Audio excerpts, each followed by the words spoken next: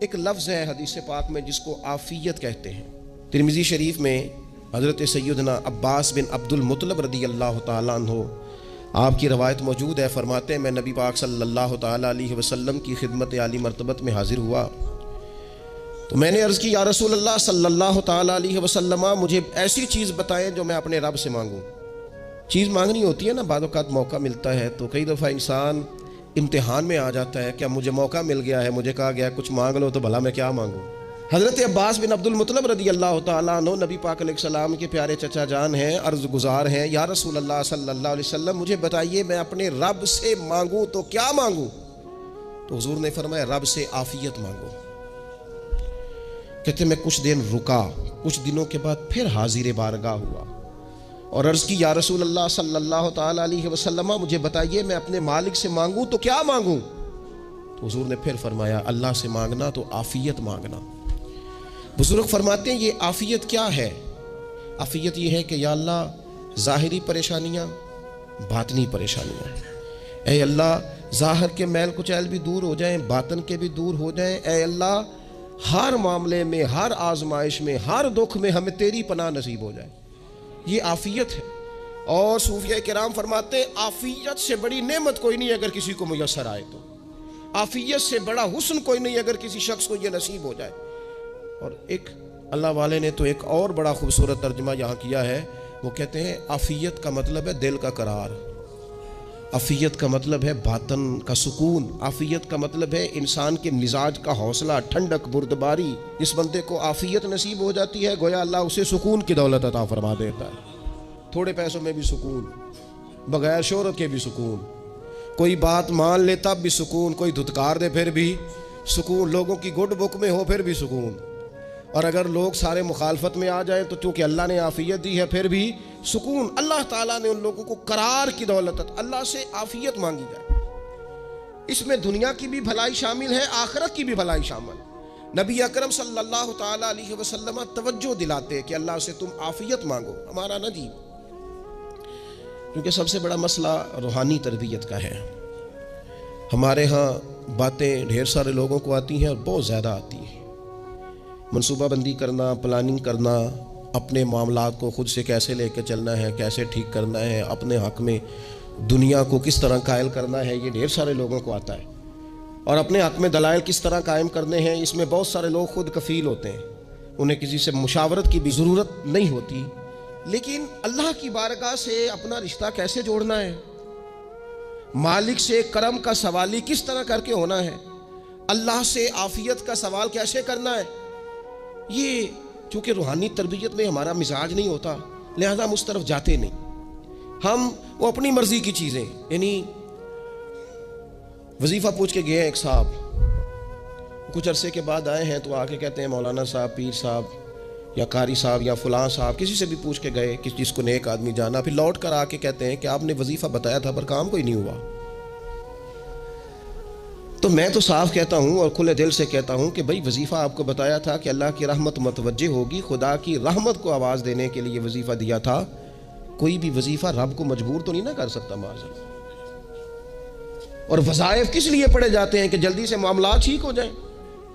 میرے حق میں چیزیں بہتر ہو جائیں، تو اللہ کی رضا کے لیے پڑھے جاتے ہیں۔ تو وظائف کو، عبادات کو، نوافل کو، تلاوت کو، درود پاک کو تو رضا الہی کا ذریعہ بنانا چاہیے، لیکن ہم چونکہ ایک پورا الجھاؤ رکھتے ہیں اپنی دنیا داری کے معاملات سیدھے کرنے، ایک پورا خیر رکھتے ہیں۔ دنیا کی خیر اللہ سے مانگنا برا نہیں، لیکن صرف دنیا ہی مانگنا اور اپنی آخرت کو فراموش کر دینا۔ اللہ فرماتے ہیں وَالْآخِرَةُ خَيْرٌ وَأَبْقَىٰ، آخرت تمہارے لیے بہتر بھی ہے اور ہمیشہ باقی رہنے والی بھی۔ قرآن مجید نے سورہ بقرہ کے اندر قریش مکہ کی اس عادت کا ذکر کیا ہے، فرمایا جب وہ حج کرتے تو ان کا طریقہ یہ تھا کہ وَمِنَ النَّاسِ مَن يَقُولُ رَبَّنَا آتِنَا فِي الدُّنْيَا، ان میں سے کچھ لوگ یہ کہا کرتے تھے کہ یا اللہ ہمیں دنیا عطا کر دے، ہمیں دنیا دے دے۔ رب فرماتا ہے وَمَا لَهُ فِي الْآخِرَةِ مِنْ خَلَاقٍ، ان لوگوں کا آخرت میں کوئی حصہ نہیں، مانگی بھی ہے تو صرف دنیا، حج کر کے بھی دنیا، اللہ کے گھر جا کے بھی دنیا، شیخ کا بیعت ہو کے بھی دنیا، دینی محفل سے مراد بھی یہ، دینی اجتماعات کر کے بھی، دینی مدارس قائم کر کے بھی، خانقاہ کا مسجد کا ماحول بنا کے بھی، اس سے بھی مطالبہ فقط دنیا کا۔ ان کفار کی اس عادت کو ذکر کر کے ہمیں سمجھایا گیا کہ جو فقط دنیا مانگتا ہے اس کا آخرت میں کوئی حصہ، اور فرمایا کچھ لوگ ایسے ہیں وَمِنْهُمْ مَنْ يَقُولُ رَبَّنَا آتِنَا فِي الدُّنْيَا حَسَنَةً۔ اچھا انہوں نے دنیا بھی مانگی تو صرف دنیا مانگی، حسنہ نہیں مانگی۔ اور یہاں فرمایا کچھ لوگ ایسے ہیں جو رب سے کہتے ہیں یا اللہ ہمیں دنیا میں بھی بھلائی عطا فرما، دنیا بھی دے تو حسنہ دینا، وہ دنیا دینا جو ہمارے دین کو تقویت دے، وہ دنیا دینا جو ہمارے اعمال حسنہ کو مضبوط کرے، دینی معاملات کو تقویت دے، دنیا بھی وہی عطا فرما۔ اور ساتھ کہتے ہیں وَفِي الْآخِرَةِ حَسَنَةً، یا اللہ ہمیں آخرت میں بھی بھلائی ہی عطا فرما، وَقِنَا عَذَابَ النَّارِ، اور ہمیں دوزخ کے عذاب سے بچا، اولئک لہم نصیب مما کسبوا، فرمایا ایسوں کو ان کی کمائی ہی ملے گی، جو انہوں نے کیا ہے وہ خوش نصیبی انہیں ضرور میسر آئے گی، چونکہ دنیا بھی مانگ رہے ہیں، آخرت بھی مانگ رہے ہیں۔ ہمیشہ کوئی بھی کام کریں کسی قسم کا بھی، اس میں یہ دیکھیں کہ کیا اس میں میرے لیے کوئی ذخیرہ آخرت بنے گا، کیا یہ کام میری قبر میں، حشر میں، قیامت میں میرے لیے کوئی فائدہ مند ہوگا۔ میں بڑے درد سے عرض کرتا ہوں بعض لوگ دینی کام کرتے ہیں اور ان سے جب سوالات کیے جاتے ہیں تو وہ بعض اوقات تکلیف دہ معاملہ ہو جاتا ہے کہ اس دینی کام کے پیچھے بھی وہ والا خلوص نہیں جو ایک مسلمان کا رب و رسول کے ساتھ ہونا چاہیے، اس دینی کام کے پیچھے بھی کچھ دنیاوی مقاصد موجود ہیں۔ تو اگر بڑی پگڑی اور بڑے جبے کے پیچھے بھی ایک دنیا دار چھپا ہوا ہو، لوگوں کو تو دھوکہ دیا جا سکتا ہے، رب اور رسول کو تو نہیں نہ دیا جا سکتا۔ وہاں تو دلوں کا خلوص ہی پہنچتا ہے، وہاں تو نیتوں کا حسن ہی پہنچتا ہے۔ تو اللہ تبارک و تعالیٰ سے جب بھی سوال کیا جائے دنیا اور آخرت کی بہتری کا سوال کیا جائے۔ وہ لوگ ملتے رہتے ہیں مختلف بزرگوں کی نسبت کے تعلق سے، تو بعض جگہوں پہ بعض لوگ بڑے تیز ہوتے ہیں،